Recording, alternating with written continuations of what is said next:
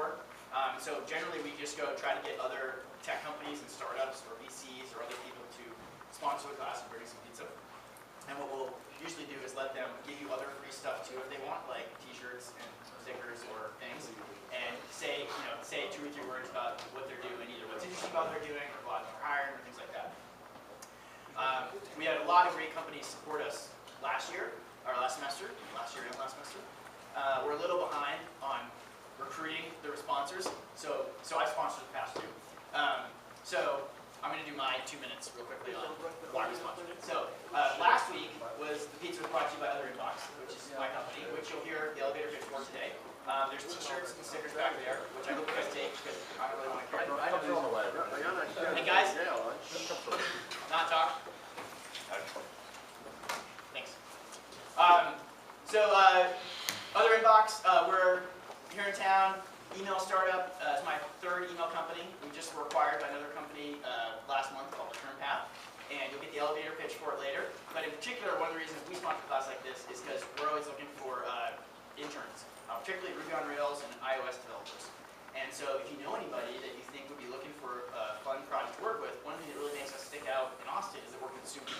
We have like products that you can actually use that aren't like something you're going to sell to a company. And that's really fun. And we've got 2 million users, which means you like build something and like people actually go use it. Like, it's pretty cool to build something and know a whole bunch of people are going to see it. So that's Other Inbox, and that was last week. This week, the pizza is brought to you by Capital Factory. How many of you guys have heard of Capital Factory? Most of you. So I don't want to say much on that, but Capital Factory, in many ways, this class came from a lot of different places, a lot of different inspirations. One of the inspirations for it, and where kind of the curriculum comes from, is from what we've been doing with Capital Factory for 3 years now. So Capital Factory, like I said, somewhat similar to this class, but we run a program every year. A couple hundred companies apply from around the country and now actually around the world. We've got 5. They get 20 grand in cash.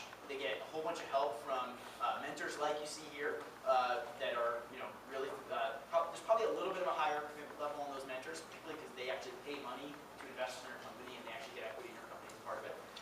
And then more than 100 grand in other free things that come with it.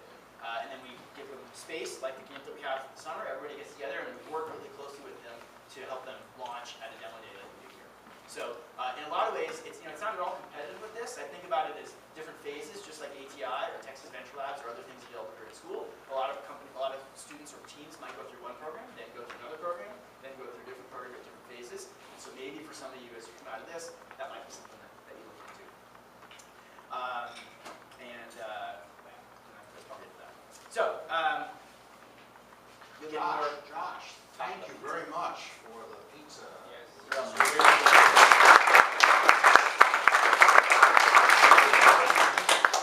So, for today, for the agenda, I'm going to go over a couple things around what your assignments were for last week. Talk about those. We're going to do mostly pitching today, which will be fun. Bob's going to give his 3-com pitch. You guys probably saw it on Facebook. He wrote it out. But you can see the pitch for obviously a fairly successful company. And then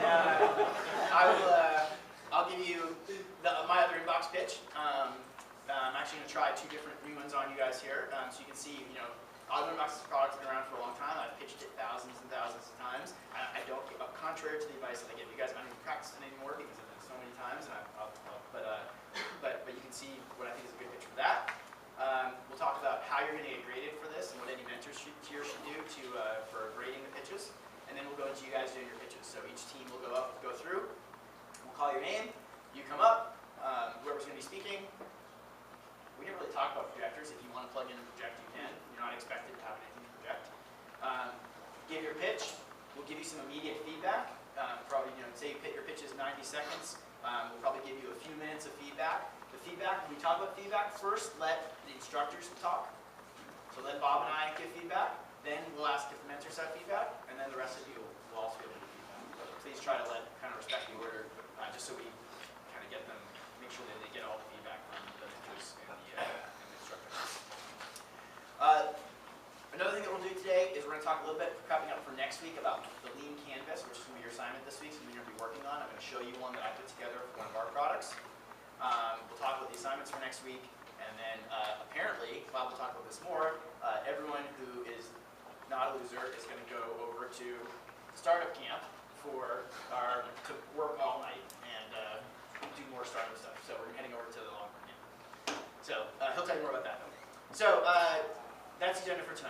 So first thing, I met with one team today, and I said, did you watch my video about how to give a killer elevator pitch for your thing tonight? And they were like, huh? What video? So, does anybody else like know what video? Or did you guys see that on Facebook? Is that the hour-long video?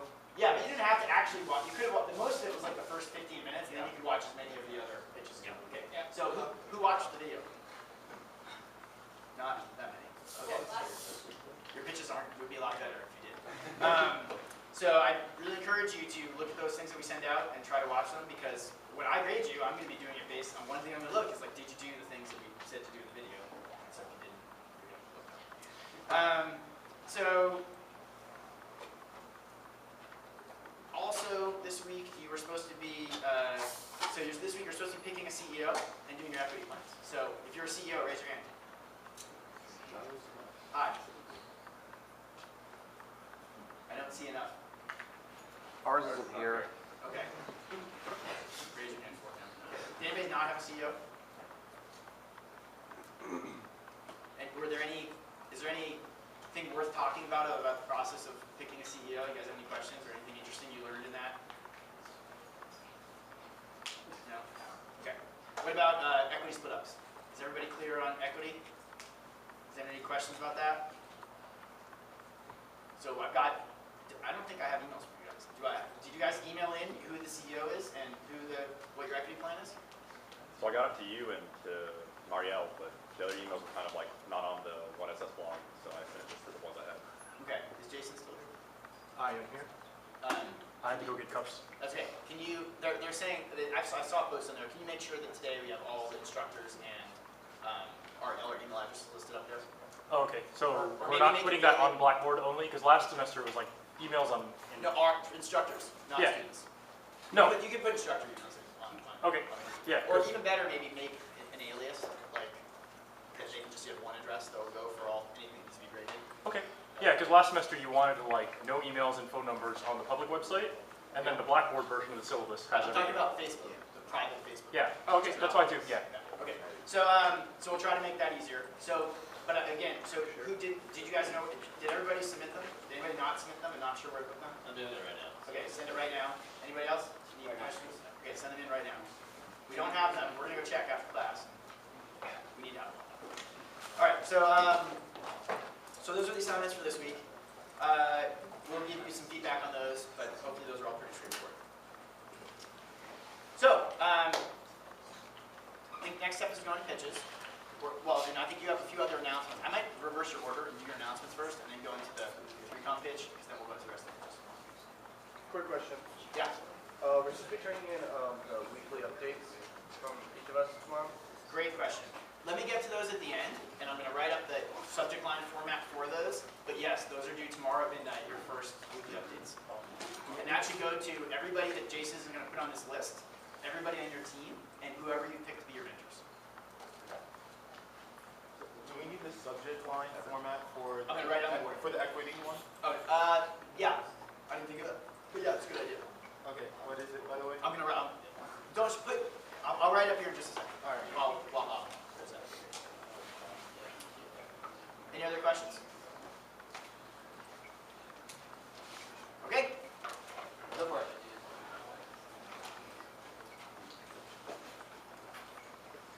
Right after this evening, starting at 9:30, I plan to be at the Longhorn Startup Camp on the 7th floor of 1660 Guadalupe. And I'm going to be holding my first experimental studio. The studio is sort of like office hours, except that everybody comes at the same time who wants to come.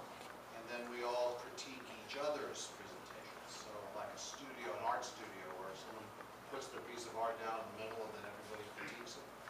Anyway, that's a general idea. This is completely optional. I will be there at 9:30 if you're interested. But you're way cooler if you go.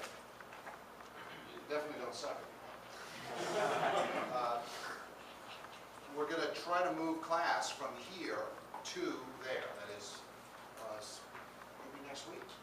Starting next week. Yeah. The barring factor is you need a projector. We're going to get a projector. We're going to do class in the conference room there at Startup Camp. And the goal, you can see what we're trying to do now. We're trying to build critical mass at the camp. right now, we're not there yet. So when you go, like I was there at 8 o'clock this morning, I was the only person there. Wasn't much critical mass. Last night nobody was there. What's that? I was there at 11 o'clock last night, nobody was there. Right.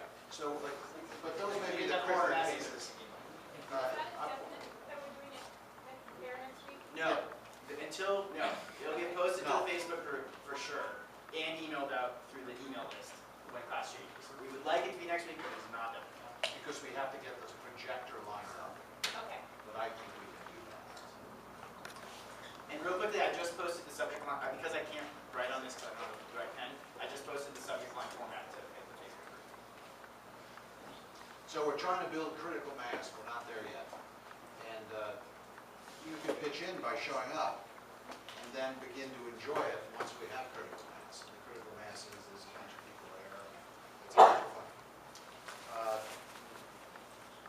The camp ends at the end of May, we have that space till the end of May, and Kyle and I have begun looking for the space after that. So today we were at Adobe Center looking at all those cavernous, empty spaces at Adobe. But we'll be looking at some other places too. But keep in mind, this is a camp, and this camp is going to be broken at the end of May, so that's the right mindset to have about this camp. And once again, remind you, those Friday, tomorrow night, the updates. An update is a well-written, short summary, less than a page, of what you did last week and what you're going to do next week. And the purpose of it is to coordinate your activities with your team members. So I call it progress and priorities. This is the progress I made, and here are my priorities going forward tomorrow midnight. And you can submit it before midnight. You don't have to stay up late. You can submit it at noon, for example. Work perfectly well. I'm now going to move on. We're going to start pitches now. And I'm going to kick off with a very unusual pitch. Because listening to this pitch requires that you go back in time. I'm going to give the pitch for 3Com Corporation. It's an unusual pitch in several ways. One is, well, it was successful. We raised the money. Second, it was not a website. There weren't any websites in 1980.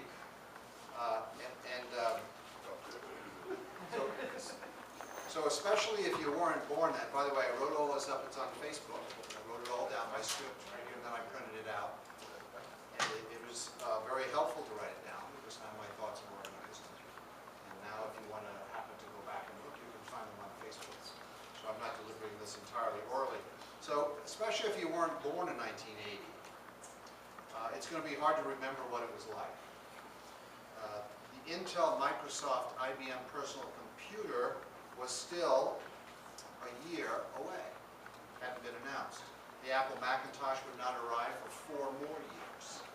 There were a few Apple IIs around. In 1980, the internet was still called the ARPANET, and its main job was connecting IBM mainframe computers and DEC mini computers. Do you know what mainframes and mini computers are? I guess today we call them servers, but not exactly. Old servers. What's that? Old servers. Old servers. Old It's servers. cloud computing. It's cloud computing. And the World Wide Web would not be invented for another 9 years, and it wouldn't actually take off for another 14 years. So you're going to have to go way back in time with me to appreciate this wonderful pitch you're about to hear. Sun Microsystems and Cisco, both out of Stanford University, had not been founded yet. And frankly, we didn't do elevator pitches then, because in Silicon Valley there weren't any elevators. All the buildings were 1 story tall. And so I don't know where this term came from, but it's a recent term. It must have something to do with New York, where they do have elevators. The pitches on the East Coast tend to be longer than the West Coast pitches. They're a little bit taller. And by the way, I have the slides for that go behind this pitch, and I'm planning to post those slides along with this again on my blog, which is called Metcalfe's Law, and it's on the Cockerell website. And then I'll post on Facebook that it's over there on Cockerell. Are you ready for my pitch?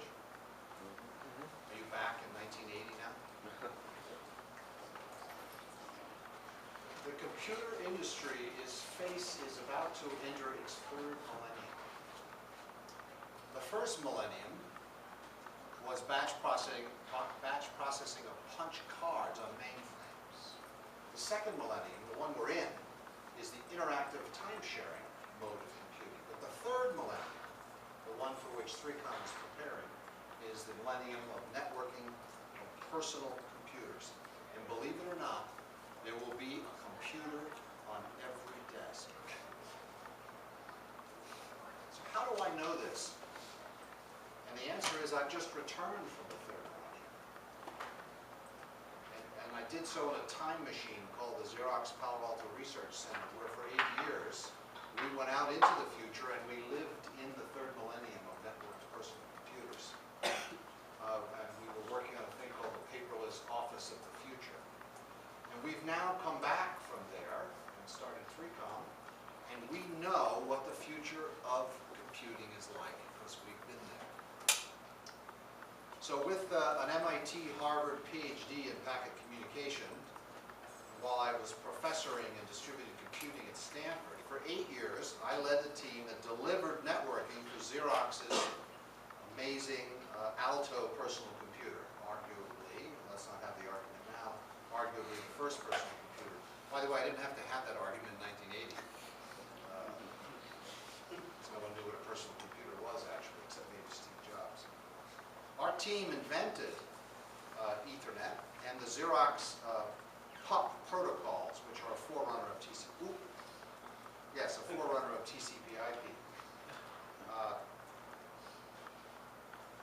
Before that, we helped build the ARPANET itself. That is the early version of the internet. This team that I'm talking about at 3Com.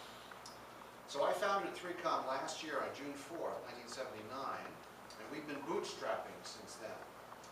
We have a number of consulting customers. Let me list them: MIT, DEC, Texas Instruments, General Electric Company, and Exxon Office Systems. And we just completed prototyping our first 4 products. We were paid $750,000 to do this by Exxon, which even then was the world's largest company. And by the way, in return for the $750,000, we gave a worldwide, fully paid, non-exclusive license to the 4 products that we developed for Exxon, retaining ownership of those products for our company. In designing these products with Exxon, we concluded that progress in network computing is being paced by the computer industry's incompatibilities. IBM had SNA, System Network Architecture, DEC had DECnet, Wang had WangNet, if no one remembers Wang, Xerox had XNS. And these computer companies were selling their computers, but they couldn't be connected together because all their networking was different. So 3Com's mission as a company will be to solve that problem. That is to provide computer communication compatibility. COM, 3Com, hence the name of the company. And we intend to provide implementations of emerging standards for interconnecting computers.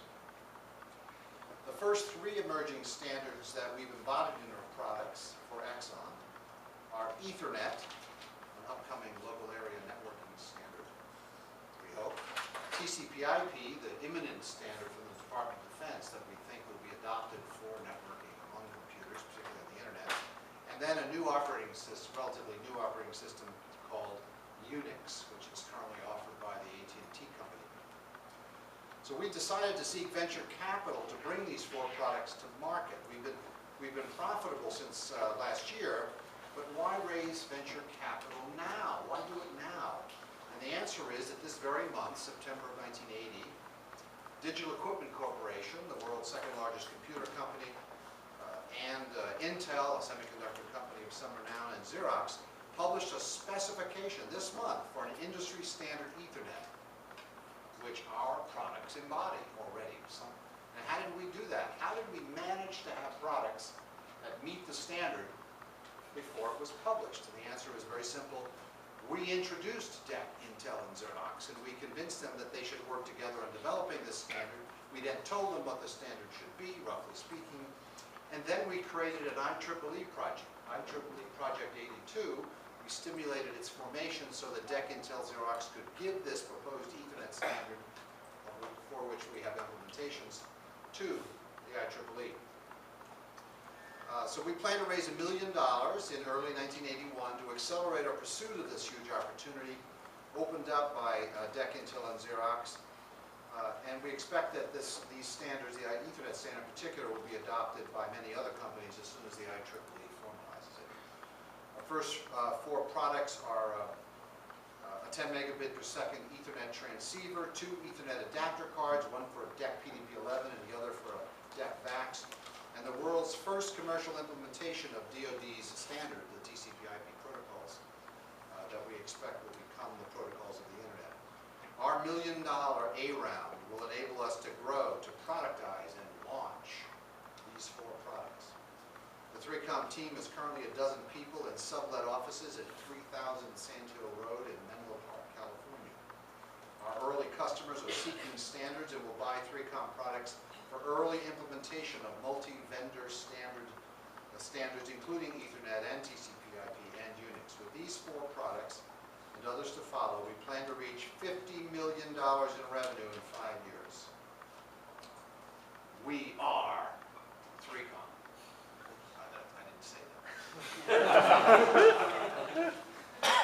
So after that pitch, with some difficulty, 5 months of fundraising, we did raise the $1.1 million we raised.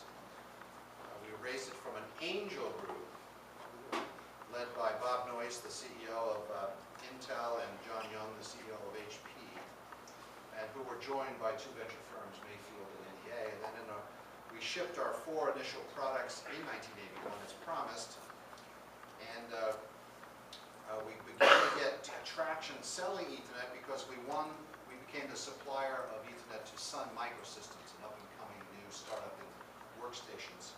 But we really hit the big time when we shipped the first Ethernet cards for the IBM PC, which was announced and began shipping in August of 1981. We went public in March of '84. So we raised a total of $7 million in 3 venture rounds, $1 million, $2 million, $4 million, doubling our valuation each year. And then we went public in '84, raised $11 million. And in those latter rounds, Sequoia and Venrock joined the syndicate. So I retired from 3Com in January of '90 and worked for 3Com for about 13 years. At various times I was CEO, Chairman, President, VP Sales and Marketing, VP Strategy and Plans, GM of Software, GM of Workstations, GM of Hardware, and VP of Corporate Marketing. 3Com peaked during the Internet bubble with $5.7 billion in revenue in 1999. And in 2010, after 30 years of independent operation, 3Com was purchased by Hewlett Packard for $2.7 billion. Any questions? You guys should ask questions.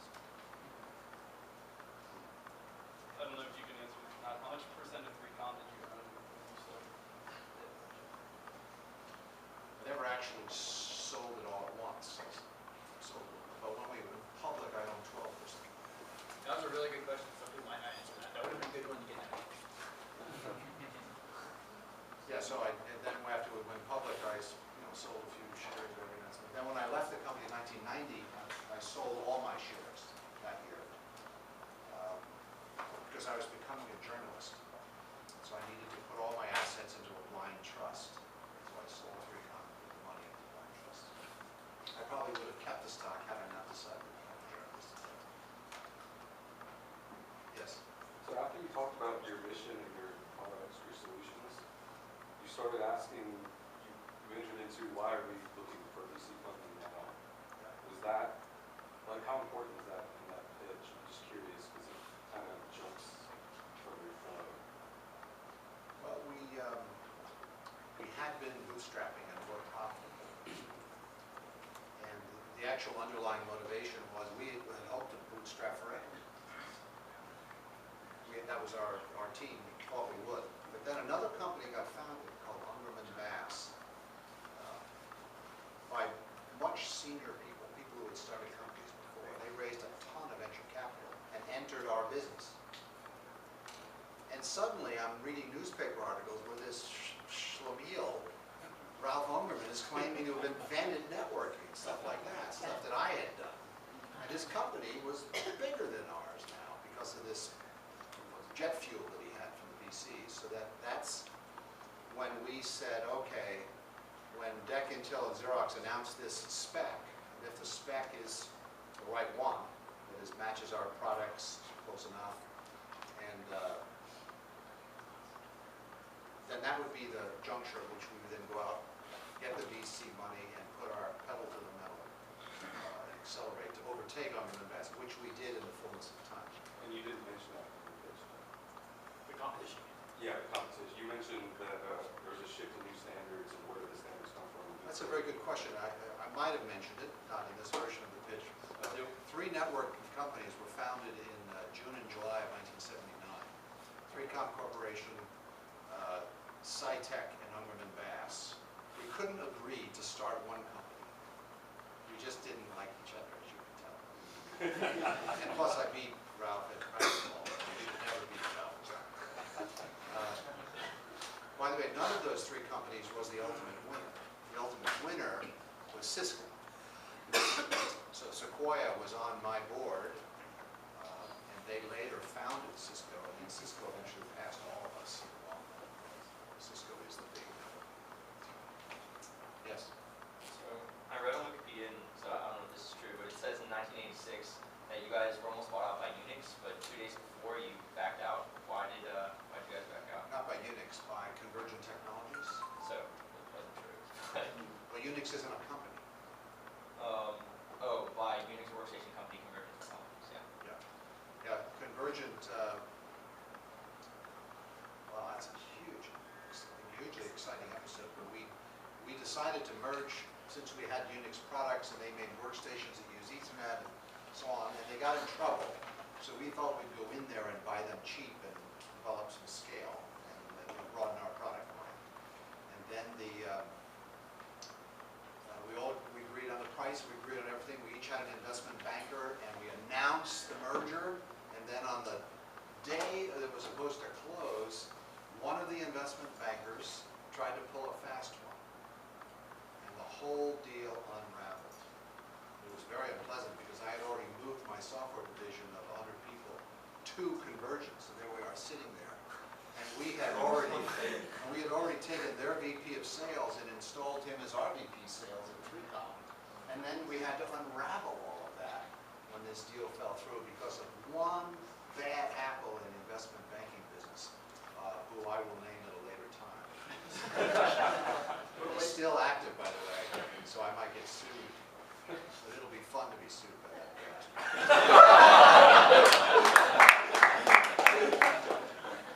More questions? Go ahead. Sure. What was the toughest question you ever got asked when you're doing this pitch? How did you respond?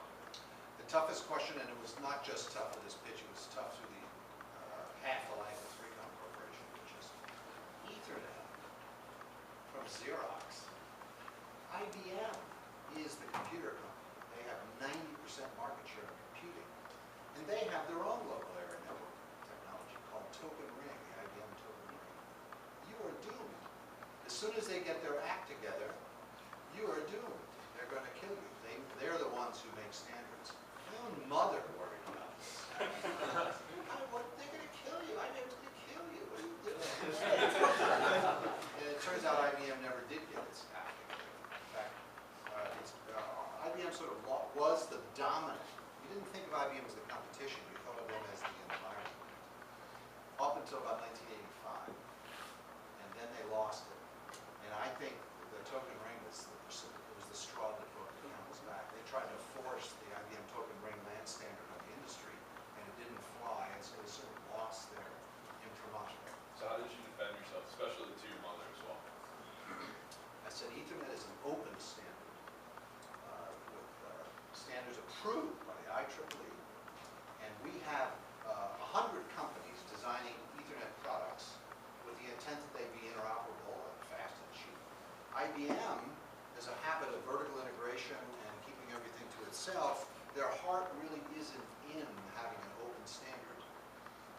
So eventually, all the investment of the 100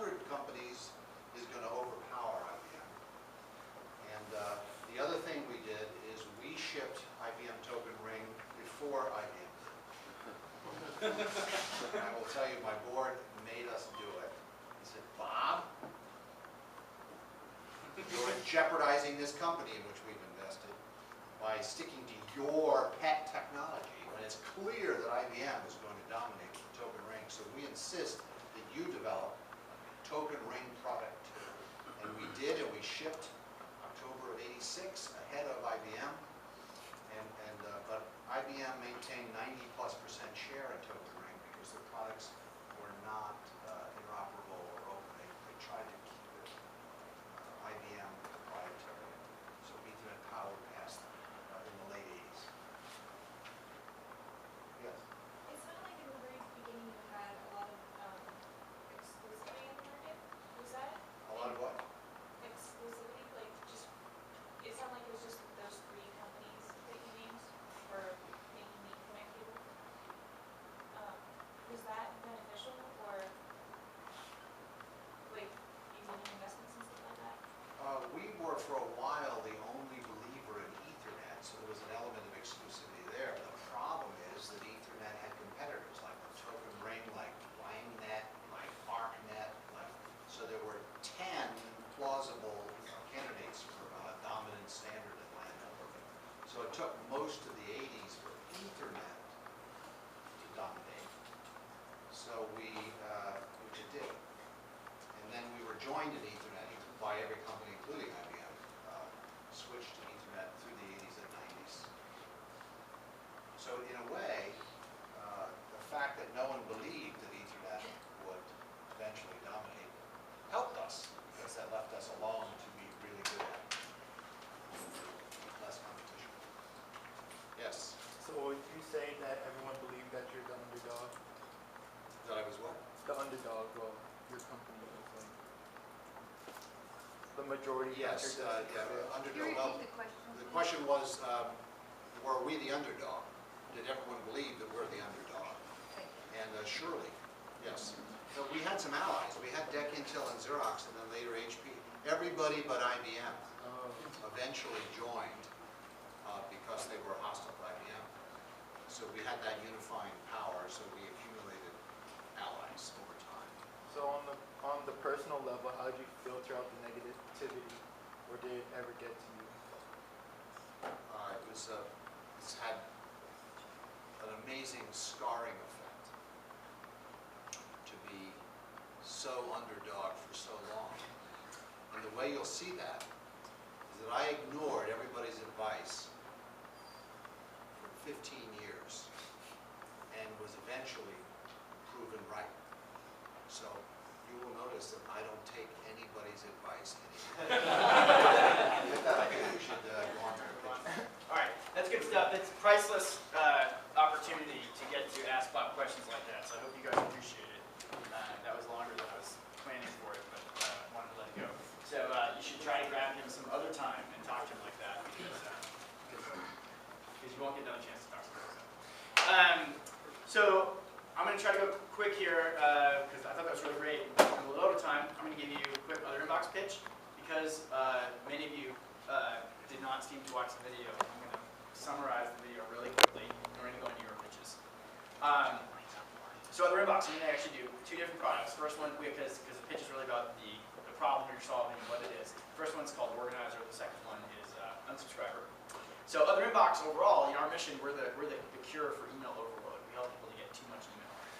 And it used to be, I would wake up in the morning and I would have a mailbox every morning full of stuff. Don't you guys get a lot of email? I don't know. Most people I know these days, they get email, they get more and more email, and they're only going to get more and more. And I wake up and I have a ton of stuff, and I actually have a pretty good spam filter. It wasn't porn messages and Viagra ads, and it wasn't stuff like that. It was actually stuff I asked for. It was stuff from places I shop, from things I signed up for, a whole ton of Facebook messages, all these other things cluttering up my mailbox. And a lot of times I'd spend the first, part of my day just going through and deleting all this stuff and clearing those things out to find maybe the one or two important emails that I got the night before from some real person. And so that's really the inspiration for Automatic Organizer. It's like a personal assistant that watches your mailbox for you to make it easier, to save you time, make so you don't have to deal with all that. Now, when I wake up in the morning, instead of having that mailbox full of all these different messages, I've actually just got a few messages in my inbox that are actually from real people. And I've got one message from other inbox that's my daily digest summary. And what it's done is it's found all the receipts from Amazon, Facebook messages, all the things, again, that I actually so that when I'm ready to go look at them, I can. I look at my daily digest, that way I don't miss anything, but my inbox stays a lot smaller, and what's left in it is just emails from the people that are important that I want to see right away. And so that's Automatic Organizer. It's like a personal assistant for your email to handle all those messages that you asked for that you really don't need to see right away. The other product we have is called Unsubscriber, and it's even simpler. Unsubscriber is the easiest way to stop messages that you don't want. Again, kind of like Organizer, we're not really talking about spam. We're talking about stuff you actually signed up for, but that maybe you don't want anymore. And it can be a pain to clean up your mailbox. You get a message, you look at it, you don't want it, and it's easier usually to hit delete than to go do anything else. You could look in the message, try to figure out where the link is, click on the unsubscribe link, go there. Maybe they ask you to log in or ask you for a password or something. And so it's just like, a lot of times you just keep deleting it because it's really fast, but then over time, that builds up and builds up and builds up, and your mailbox is full of stuff that you're deleting you don't want. Unsubscriber makes that super simple. We just give you an unsubscribe folder, this one folder. Anything you don't want, you just put in that folder. It's just as easy as deleting it. So I see a message, I get it, I don't want it, I put it in that folder, and I never see anything from them again. First thing it's going to do is it's going to file all the messages from them into that folder, so I won't see them anymore. And so that way, right away, all those messages start disappearing. And then it actually goes through and tries to click the links and get you off the list. So it couldn't be an easier way to do it. It's just as easy as clicking delete, but it actually makes them go away so they stop cluttering up your mailbox. And that's what Unsubscriber is. It's just the easiest possible way to stop the email that you don't want. So those are two products, and I think there's a theme to those. Now, those were really about the products. It wasn't about the business. When you get up here, we're going to probably talk a little bit more in there about how you make money or other things like that. But those are elevator pitches, and they were for the product. And I think you'll see a couple themes through there. I'm going to hit on real quickly, the 5 secrets to a killer elevator pitch. I don't know if I actually got all of those in there, but I think I probably got most of them. These 5 secrets, it's not what every single pitch should do, but it's what probably most of your pitches should do. This is the kind of thing, like if you're starting and you're not an expert pitcher, and you haven't done this 1,000 times, then try these. They will probably make your pitch a lot better. Once you've done it 1,000,000 times and you have a good reason to not do it, it's okay to do it a different way or do something else. But if you don't have a reason not to do it, you should try this. It'll make it a lot better. So the 5 secrets, the first thing is to focus on the problem first. You notice I did that with each of them. I didn't go say, this is what it does, I didn't say anything else. I started talking about a problem. I started talking about how much waking up in the morning and having the mailbox full of mail. And I talked about wanting to unsubscribe from things and it being a pain in the butt, right? So focus on the problem first. It's really hard for people to even pay attention or care about your solution if they don't care about the problem. They have to realize this is a real problem, it's worth solving, and that's going to make them pay attention, make them care about what you're about to say about how you solve it. Next thing is to use 4th grade language. Just keep it simple. You have this tendency, everyone has this natural tendency to try to use big words, like it's going to make it sound better or smarter. And also in your group, you'll develop your own vocabulary. You'll have words that you use that actually mean something to you that don't mean anything to the rest of the world. And you won't realize that, and you'll use those in things. So just encourage you to use small words, keep it simple, and really imagine that you're trying to explain it to a 4th grader. How would you describe it? You could insert all kinds of jokes here about VCs being like 4th graders, but anybody, it's just keep it simple, because if you start using a bunch of big words, it's just going to go in one ear out the other, not really going to understand what you say. So focus on the problem, use 4th grade language, tell a story. All my things, it was a story. It was a story about someone having a problem, and then a story about how the problem got better with our solution. So it's really kind of 2 stories that mirror each other. It's way easier for people to pay attention to and listen to a story. Nobody wants to hear a pitch. They don't actually want to hear that. When you start describing your product, it does this. You can go to this page where you can do this, this, and this. No, you lose people. They're just going to zone out. So telling a story, everybody, we like to listen to stories. That's why we read books as stories to kids. That's why you go watch movies. That's why the Bible is a story, because that's why you make things easier for people to remember and for people to engage with. If you tell it as a story, you're going to be able to remember better. And you're going to tell it the same way every time, because it's a story. You're not memorizing certain words. You're telling a story. You know this comes first, then this happens, and this happens. And the same thing goes to the other people. If you tell it as a story, the other people are going to be able to remember it better and maybe even repeat it to somebody else. So, focus on the problem, tell a story, use 4th grade language, have a killer closing. If any of you get up here and you end your pitch with, and that's it, that's all I've got, I'm done, like, you're gonna lose a point. Like, it's really weak, right? Like, generally, the closing is often the same thing you start with. You start with kind of an other inbox, it's secure for email overload. Unsubscriber, it's the easiest way to unsubscribe, to stop messages you don't want. You notice I said that same thing at the end. I'm handing you what you should say to somebody else. That if somebody were to say, hey, did you see other inboxes today? I heard about them. What is it they do? You're just going to say that last line. And hopefully I'm giving it to you easy enough, and I'm not using big words. It's something, it's not cheesy. It's something somebody says, oh yeah, it's the easiest way to unsubscribe. Oh, they give you an unsubscribe folder, make it really easy to unsubscribe. And then finally, practice, practice, practice. Practice is the number one thing. It's why I can get up here and do it off the cuff, because I've done it 1,000 times.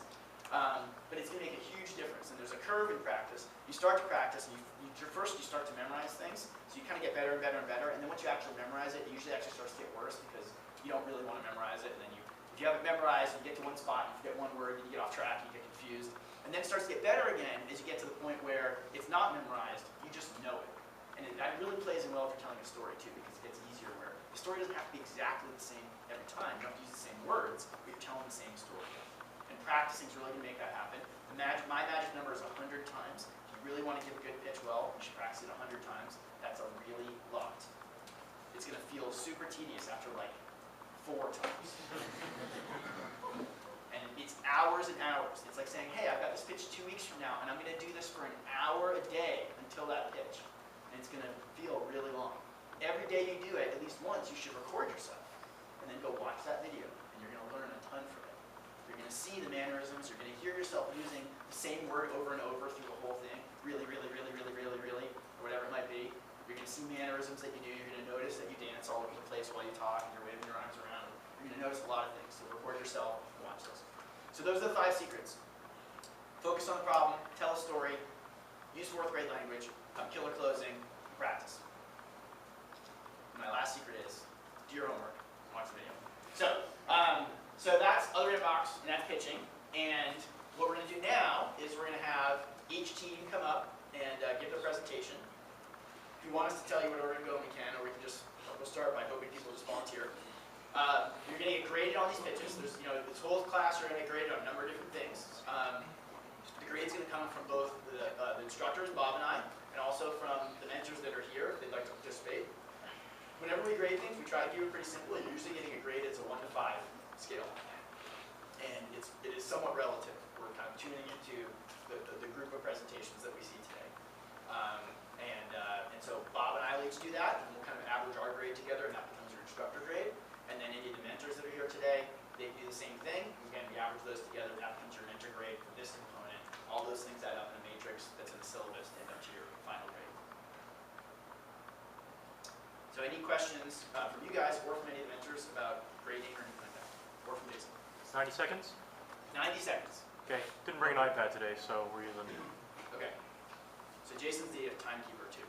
I have an iPad. Oh, okay. Well, I can... You have a stopwatch on it? No. I can deal with that while you... So, any other questions about grading or? It's not about grading, but it's actually about the timing. So You guys be quiet, please. how strict is the 90-second thing in general? Like, what defines the ideal time?